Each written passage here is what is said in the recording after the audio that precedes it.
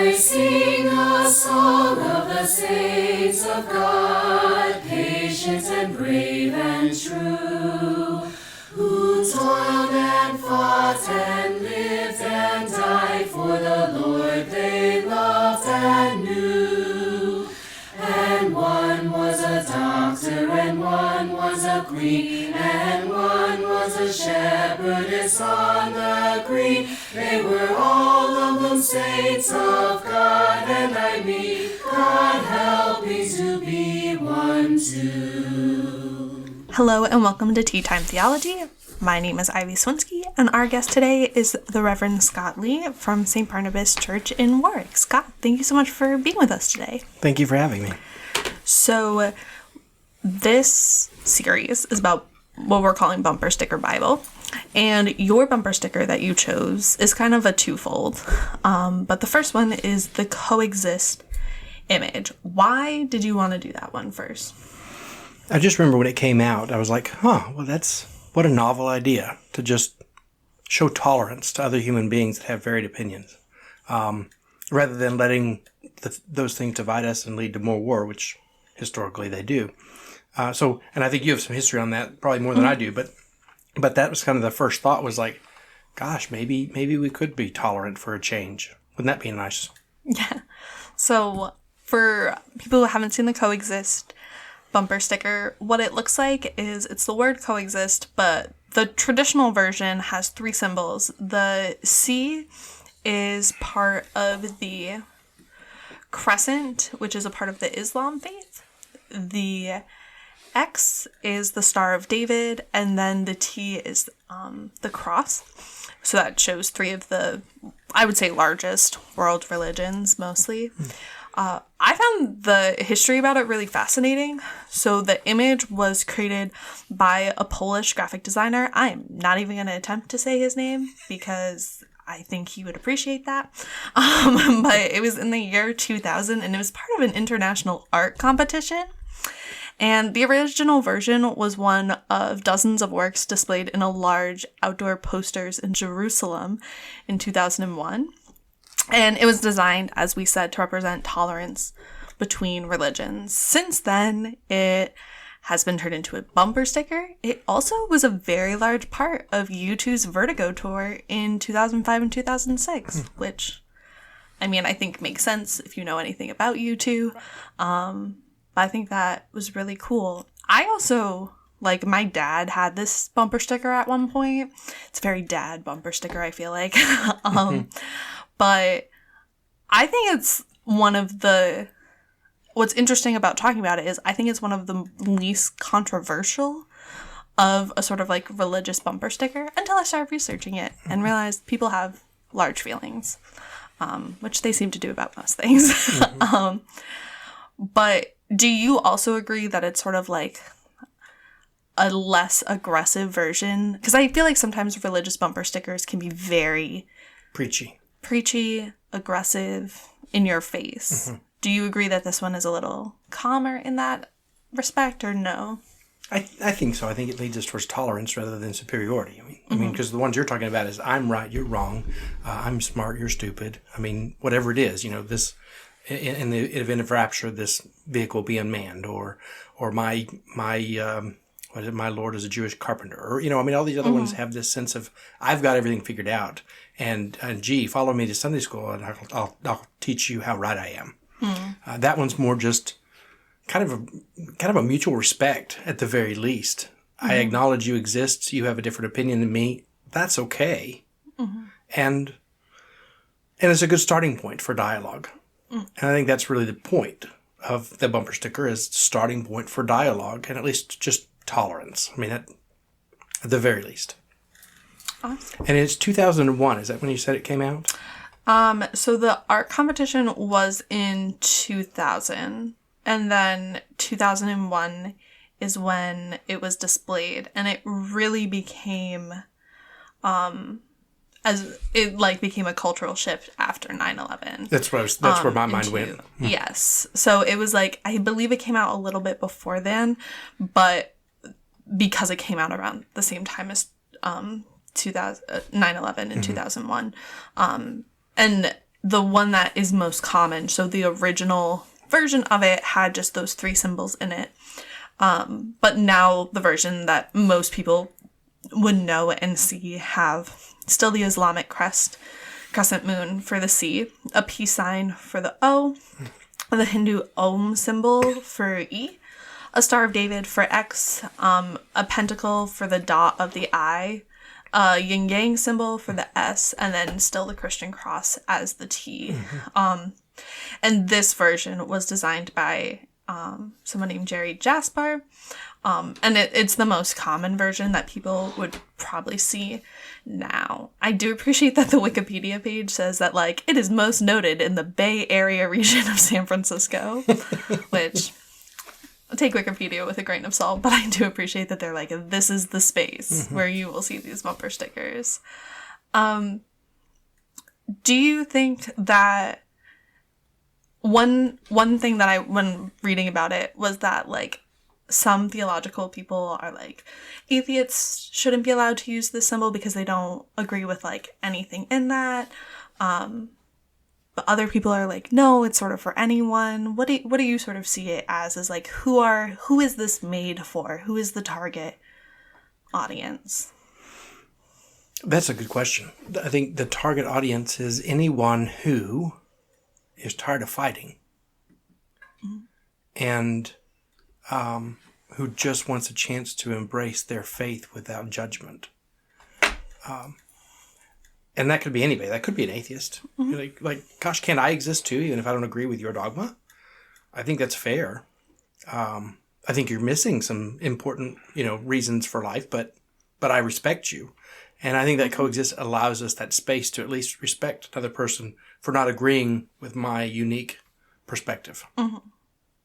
Definitely. And one member sticker that I know you wanted to bring into this conversation, because it's very similar in the idea of the COEXIST one, is the compassion, which has a lot more symbols in it, but it's the same sort of concept. Can you talk about why you want to talk about both of them instead of just, like, focusing on one?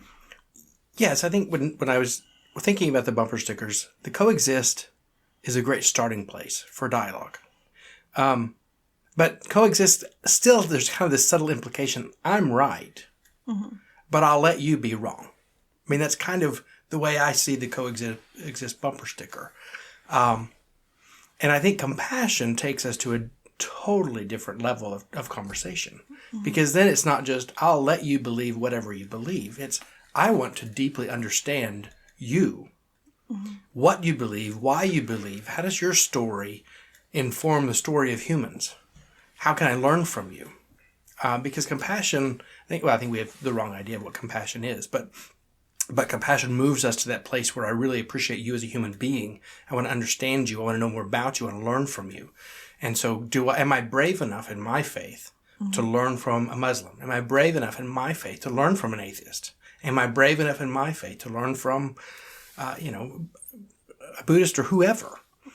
And what might that tell me about this infinite God that I see revealed in one unique way, but maybe God's revealed in many other ways? And what could I learn about that?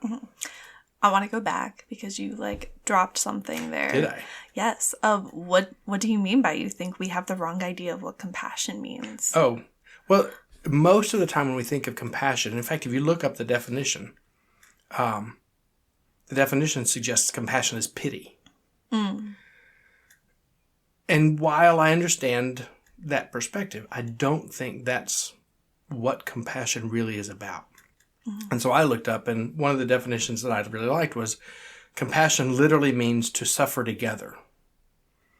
Among emotion researchers, it is defined as the feeling that arises when you are confronted with another person's suffering and you feel motivated to relieve that suffering. There's a sense of togetherness. There's a sense of equality, really. And so the problem with when we talk about compassion is someone has the power and someone doesn't have the power. And so we always talk in terms of pity and belittling and like you're beneath me. And we think that compassion is like, oh, well, here, I'll throw a few dollars at you. And all of a sudden now I was compassionate. But that's really not compassion. Compassion is You and I are equal. And I want to do my best to raise you to the equality that I enjoy. Mm-hmm. It doesn't mean I necessarily lose my station, maybe a little bit, if it helps us be equal. And anyway, that's kind of where my mind was going with this, is this deep appreciation for equality, which is not just, okay, I'll let you exist. I really want to share this journey of life together and learn from one another. Mm-hmm. What is it about the phrase coexist that to you brings this idea of that I'm better or than you, or like, I'm going to let you decide what, I don't remember how you phrased it specifically, but why do you think coexist is so different from compassion? I think it allows people who are sure they're right to confirm that in their own mind and never really take the time to learn and study. Why learn and study their own faith? What is it that I really believe? And then two, it limits us and kind of keeps us from wanting to really understand another human being and what they believe and why they believe that. And how does that inform your life and give you purpose? So for having these bumper stickers, do you think a part of choosing to have that on your car or laptop or wherever you would put a sticker like this in your own life, do you think part of choosing to have that is also like understanding and like researching and understanding what all those symbols are that you are putting on your car? Do you think what is more important is the larger message of what it represents? I can't even begin to guess what people's motivation are for whatever bumper sticker they have on their car. I mean, some of them I can. I mean, I understand your motivation, and I may approve or I may disapprove, or I may agree or I may adamantly disagree. But this one, I think, is I think most people who put this bumper sticker intend well. Mm-hmm. They want there to be a sense of peace in the world where there's not. Religion has been one of the single biggest reasons for war in history. Mm-hmm. And it continues to be. And it's no coincidence this came on the heels of 9/11 or right around that time. It's like at that moment we had to decide, are we going to plunge ourselves into another crusade? Or are we going to try to carve out space where we can coexist? It's a great starting point. And I think most people who would put this on their car want that start. They want the chance to have their religious beliefs upheld, and they respect other people's religious beliefs and want to affirm them. And at least just allow you to practice whatever it is you believe, which is kind of an underpinning, I think, of this country from the very beginning. Certainly Roger Williams here was saying the same thing. Hey, you're too critical in Massachusetts. I'm going to come down to Rhode Island, where we can truly be free and practice our faith how we want to practice it. And I think that's, like I said, a really good starting point. And as I said, anyone who put this bumper sticker on the car, I think he's coming from a very good place. Just let me practice my faith. You practice your faith. And it won't be a community. We're not going to have this joint community, but at least we'll tolerate one another. But I really think that the compassion moves us deeper. It does move us to a different level of understanding and appreciation for the other, whoever is our other. Thanks. Now, I know that you had brought a parable that you sort of thought connected to both of these. Do you want to, you don't have to read the whole parable through, but do you want to give us sort of like the Spark Notes version? And sort of why you really thought that this parable was this area? Because there are a lot of parables out there. There's a lot of parables. Obviously, just by the fact I bring in a parable means when I talk of matters of faith, I look to Jesus as the one who gives me insight, understanding, and helps clarify what religion should look like. And that's really probably part of why I chose the parable of the Good Samaritan, because it begins with an expert of the law. So here's a religious leader who stands up. What do I need to do to inherit eternal life? And they have this dialogue. Well, you know what's written. You shall love the Lord your God with all your heart, your mind, your soul. And, okay, good deal. And then this expert pushes, wanting to vindicate, wanting to justify, depending on which translation you use, and who is my neighbor. So you say, I need to love God, I need to love my neighbor, and who is my neighbor? What's the fence I can put and say, this is my neighbor, that's not my neighbor? Okay, you can coexist maybe, just stay outside of my fence. And that's when Jesus tells the parable of the Good Samaritan about the man who's beaten on his way to Jerusalem. And it's no coincidence that a priest comes down the road. Again, we're talking about a religious leader. And passes by on the other side. So also a Levite, a leader in the church, a church of the day, if you will, and passes by on the other side. And then the Samaritan, the ultimate epitome of someone who is the other. You are the other. And yet this other person had compassion and went down, stooped down, if you will, bandaged his wounds, treated him with oil and wine, and put him on his own animal, put him on his level. I want to raise you from where you've been beaten down, and I want you to have my status on my beast. And then took care of him. And it's not so that you owe me now. There's no indication of that. It's just, I want to do what I can to raise you up so that we can be on level ground. We can be considered equal. And that's really hard for people of faith, to concede that someone who is other might be equal in the eyes of God. We struggle with that. And I think the religious leaders of our day are not much different than the religious leaders that Jesus was addressing. We want to draw this fence and say, you're the other, so stay over there. And this is our fence. We're right, you're wrong, but that's fine. You go be wrong over there. And that's where this coexist compassion thing kind of really started kind of congealing for me. It's like, oh, it's coming together. It's like, what would it be like if I really understood this other person, where they come from, what makes them tick? Why do they believe what they believe? And when we peel back a lot of the layers, we all believe much of the same things, nuanced, but every religion I know of talks about the importance of relationships and caring for one another. I mean, that kind of sums up Jesus' teaching of love God and love one another. So I don't think that is in contrast, or in contradiction rather, but I think most religious leaders are afraid, because they're afraid that people might go to another denomination, or they might go to another religion. Well, then you didn't give them much reason to embrace the faith they had. Right? I don't know. I mean, if the faith moves me to compassion, then that's probably more like the real faith that at least the person I call Savior is calling me to be a part of. No, what you're talking about, this may feel off topic, but it is, I promise. But I was thinking about recently is when I was in college, and I went to a small liberal arts college. So there was like a Christian group, but I didn't really go to it. But I think most people who have gone to small liberal arts colleges, or colleges in general, will say that that is not like the breeding ground for great Christian faith. So a lot of my friends were really devout Jewish.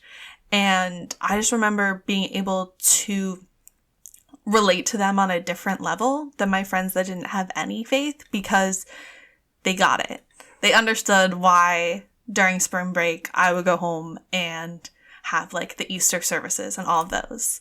And I remember like lighting the menorah in our dorm room, because like that was part of their faith. And I think what was really interesting for me thinking about this coexist and compassion thing is, to me, some of the strongest people in my faith were Jewish. They were the people who like supported me and were like, oh yeah, like definitely, like you go to church on Sunday, we're going to different things on like Fridays or other services as well, depending on when it falls.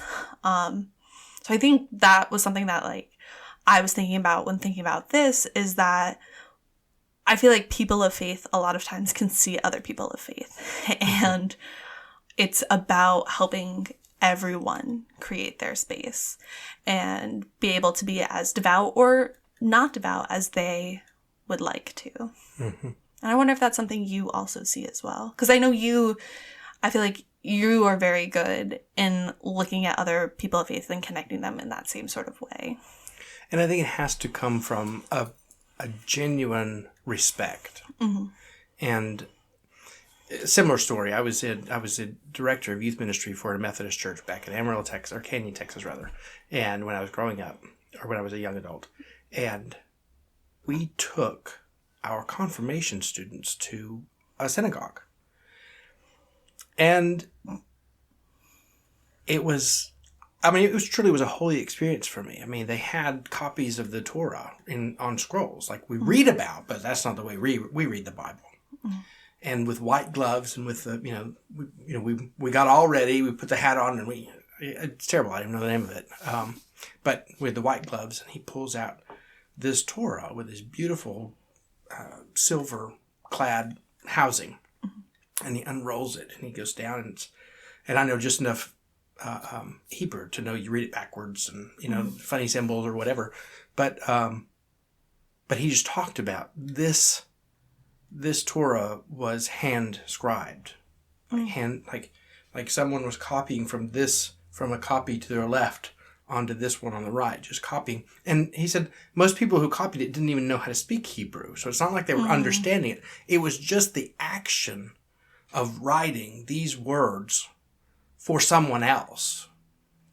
And the holiness of that moment. And I truly was in awe because of respect. And of course, that to me is the underpinnings of the Christian faith. I mean, our understanding of Holy Scripture comes from that very tradition. So it did come from a place of respect. And I think, am I willing to let my guard down enough to learn from other faith practices as well? What might I learn from a devout Muslim? I had a few conversations.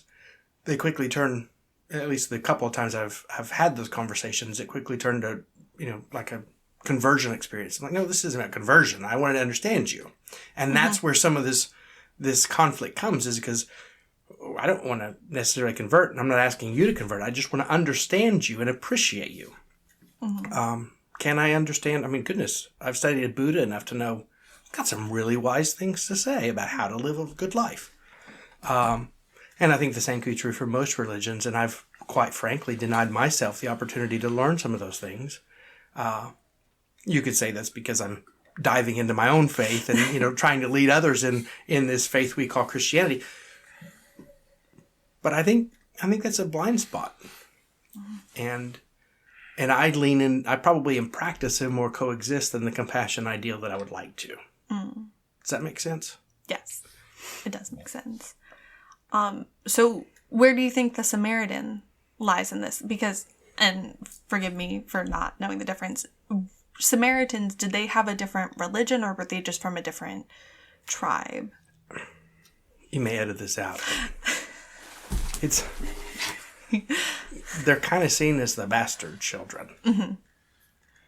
And so there's this north, the kingdom was divided after Solomon's death into north and south. Mm-hmm. The north fell first. And it really was, it's not that they lost their faith, but they weren't able to practice it. They weren't able to embrace it. They weren't able to grow it. So they had these stories, and they kind of told these stories and kind of tried to hold on to this faith. And then the southern kingdom fell, and the people, this is my understanding, and I'm sure there's scholars going to say, ooh, you missed a few key points. I'm sure. But the people who were the leaders of the faith were shipped away to Babylon and eventually were able to come home and rebuild. When they rebuilt, they were the ones in control. The Samaritans were kind of the forgotten ancestors, or forgotten kissing cousins, or whatever you call it. And they had these other stories, much the same, subtle differences. And so the contention is we share this same history, and yet we can't really get along because we don't agree on how it's practiced. Because you say the temple's here, others say the mountain we're supposed to be on is there. And they have these subtle differences in what the Exodus story is and things like that, and the way they told the story. So they're really closer than we realize, but aren't some of our greatest adversaries people who at once were close? And I think that's kind of what's played out historically in this context is they were relatives. They were kinsmen. They were people of the same nation and same religion, and yet schism has kept us apart. And you say play out with the Orthodox Church and the Roman Church. You know, they were forced into separation, and they got back together, and they start worshiping together. Woohoo, we're one church again. And they get to that point in the Nicene Creed where they add the words "and the Son," and the Romans said "and the Son," and the Greeks said, "What?" Totally different theological statements. I'm not saying which one's right. They're both right. I mean, that's true Anglican in me, right? But we have these things, and these types of minute details that we get caught up on keep even a family that should be unified from being together. And I wonder, I haven't decided this. I know a lot of people say that every religion is a pathway to God, or that, you know, God's revealed through all of them. I think I can appreciate that. I can also say with confidence that I believe that the God revealed in Jesus gives us a clearer window, perhaps, than many other religions, but doesn't mean I can't learn from them, which again, that kind of brings us right back in. And it begs the question, if Judaism is our ancestors, and most religions are an offshoot of those, then we actually are more like the Samaritans and the priests, or more like the Romans and the Greek Orthodox, than we probably would like to admit. We have more in common than we live by. Yeah. And do you think that is why you gravitate more towards the compassion? Because it shows in COEXIST, it sort of is this idea of silos, that we can all be in our own silos and we're all fine with it. But compassion does sort of build that community between the two. So do you think that's one of the reasons that you appreciate that one more, is because it does have, it shows the linkage between the religions? Because I know sometimes too, like, I'll read things that people have posted on Facebook, which is like the root of all evil at this point, but about like the Christian faith or something, and I'll even be like, I don't know what God they're praying to, because mine's a little different than this one. But like also showing compassion in that way. That's exactly right. And I think too, if I really believe, which I do, that Jesus shows us a better way to live, and I watch how Jesus lived, inviting religious leaders, but also inviting the outcast, inviting everyone along the way, people that belong and people that don't belong. So there is this sense of community that Jesus brings together, despite the efforts of the religious leaders of the day who said, no, you stay on your side of the fence. Jesus bulldozed that fence and said, we're all one family. And I came for the whole world. It's amazing how many times we read that line and we say, yeah, he came for the whole world, but I'm the only one that's saved because I got it right. I just can't believe that. If we really look at the person of Jesus, if we call ourselves Christians and look at the person of Jesus and we're judgmental, then we're the hypocrites Jesus warned us not to be.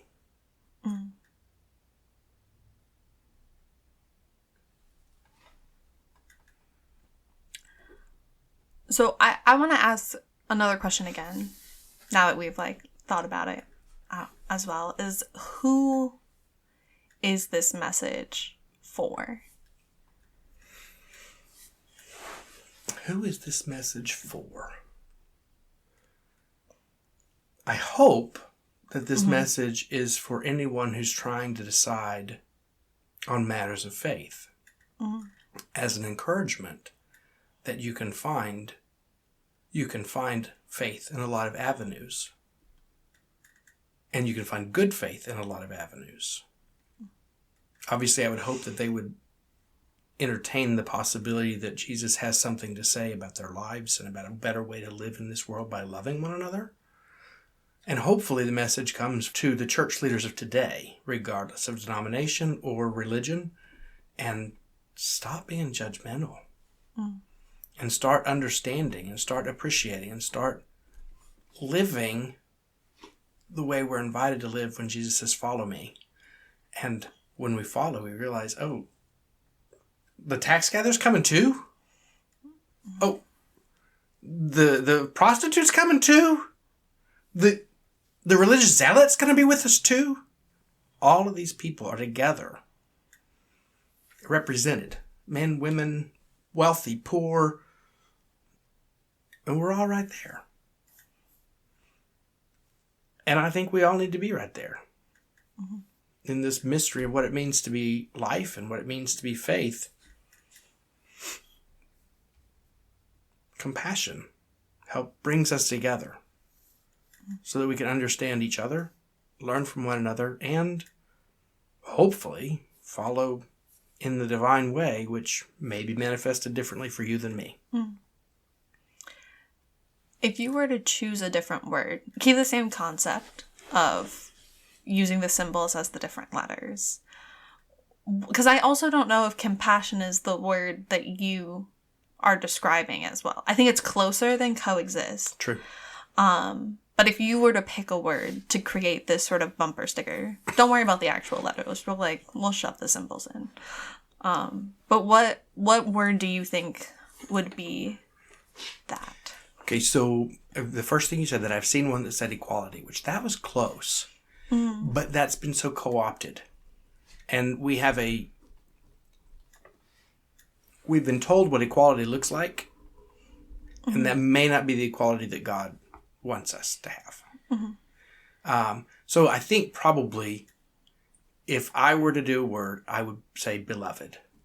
And can we believe that God looks at a Muslim as beloved? That God looks at a Catholic as beloved? That God looks at a Buddhist as beloved? That would be, I guess, and of course, obviously, that's very Christian language, straight from the Gospel of John, but that would be the way, that'd be the word I would use.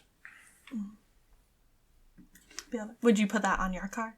Or are you not a bumper sticker man? I'm not a bumper sticker kind of guy, but That's okay. that has more to do with, I like cars, and I just, can't see putting a sticker on my car. Now, on the window, that's fine, so I'd put it on the windshield because I could scrape that off when it came time to sell the car,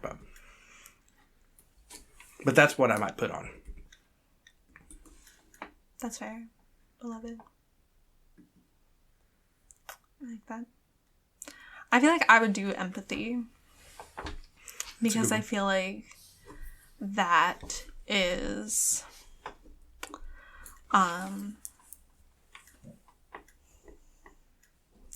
because I think that is sort of the root of the compassion that you're talking about, is being able to truly understand and empathize with other people. Because I think there's a misconception that to understand another religion means that you have to convert to it. And I don't personally subscribe to that.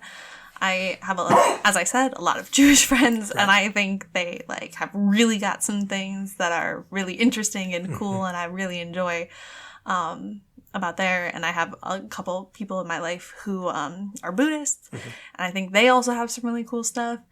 So I don't think that understanding equals conversion, which is, I think, another thing that people get caught up on. I would agree. Yeah, I would definitely agree. And I think appreciation might be a good word, but I think you're right. Empathy probably does get more to the root of what I'm trying to say.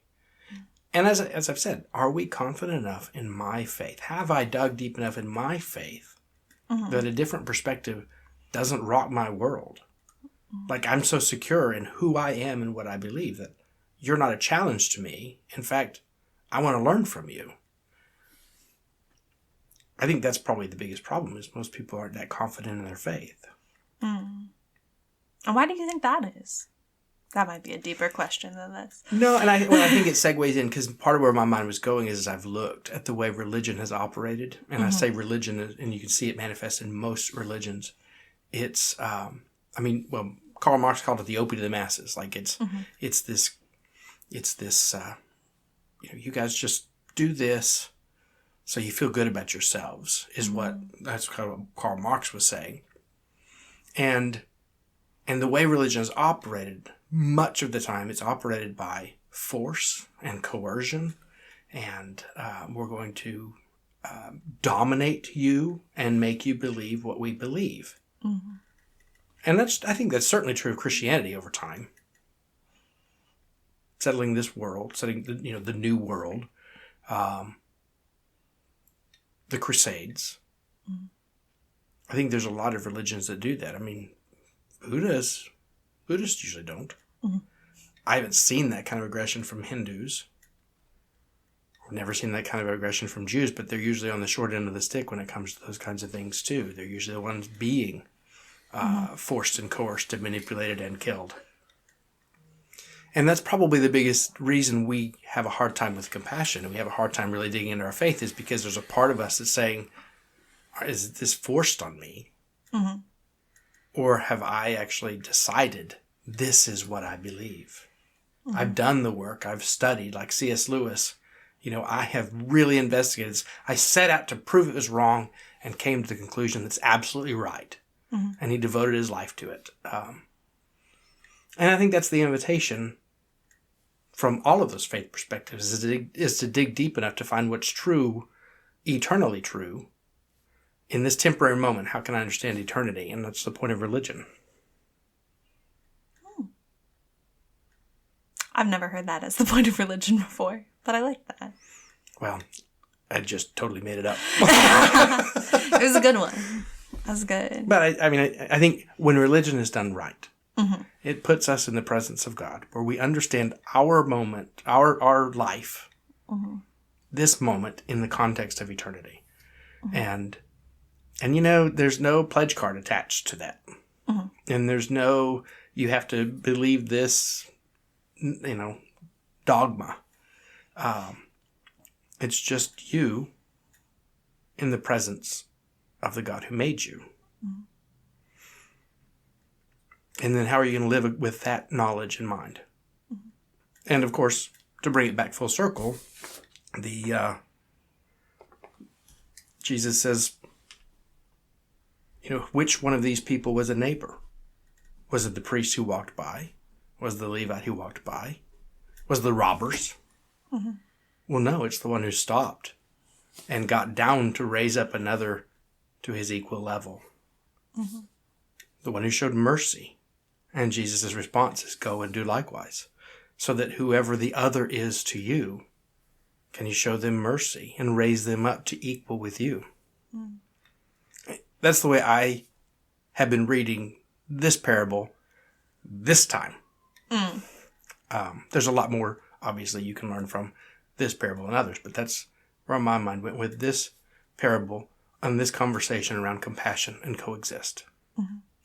What I think is interesting is that something that I think is sort of alive in discourse right now is this idea of performative versus action, and what is performative to make someone feel better about themselves. Are you posting this because you actually believe it or because you want everyone else to think it is, versus what are you actually doing in your day-to-day life to sort of help. And I think that is sort of the difference between these two bumper stickers, is that there is a sense of performance with coexist versus compassion is an action, even just in the words themselves. And I think that is sort of what Jesus is also saying in that parable, is that all these people will tell you oh, I'm this good person, I'm that. But when given the choice, what are they doing? What is the action behind their words? Mm-hmm. I would agree, and I think that's why if you look at the way Jesus interacted with quote quote sinners, it was always invitation, welcome, forgiveness, healing, hope. And the only people, at least in my readings of the gospel, the only people Jesus was truly critical of he wasn't even critical of Pilate. Right? I mean, Rome's going to do what Rome's going to do, whatever. Yeah. The only people who's critical were the church leaders who used their position of power to demean or belittle or elevate themselves. And I think that's one of those things I've just kept in mind every time I turned around is, where is Jesus here? And I think Jesus would be very critical of most denominations. Mm-hmm. And maybe most religions, I don't know. But the point of reading the Gospels is not so I can judge them. It's so that I can increase my faith. Mm-hmm. And I can grow in the knowledge of the God who made me. And in this temporary moment, gives me a glimpse of eternity. Is there any sort of last thoughts that you would like to end with? If you were to design the perfect bumper sticker that you would put, maybe not on your car because you don't believe in that, but like a water bottle, perhaps, what do you think that would be? My mind still goes back to beloved, or just simply, God loves us all. Mm. I don't know what that would look like on a bumper sticker. I don't know, because that might come off as preachy. It might. Which is hard. Which is kind of the puzzle about the bumper sticker way of faith. Because I really think faith, and Jesus hints at it at times, faith is very personal. Mm-hmm. And it should be very devout and sincere. Mm-hmm.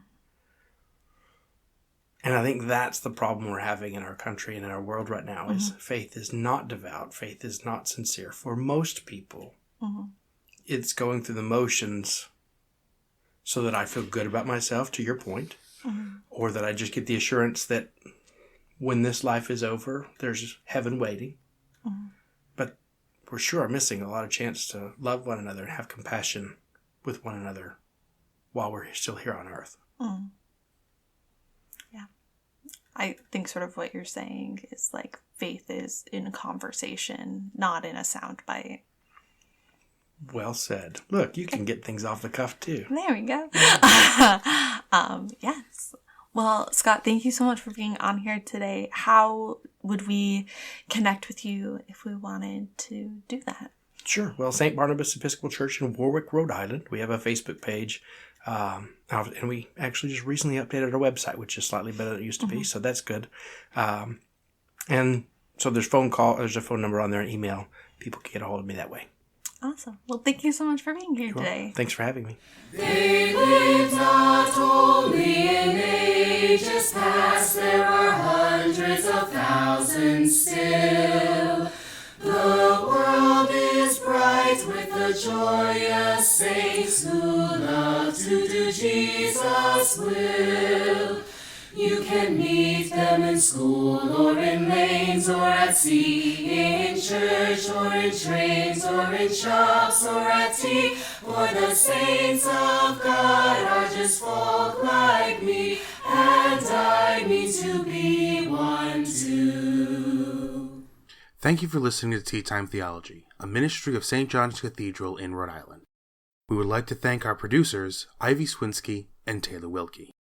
Special thanks to Moa Conde and David Hines for our music. Our sponsors, the Episcopal Diocese of Rhode Island and the Right Reverend Nicholas Knisley, as well as our guests today. Follow us at Tea Time Theology on all social medias.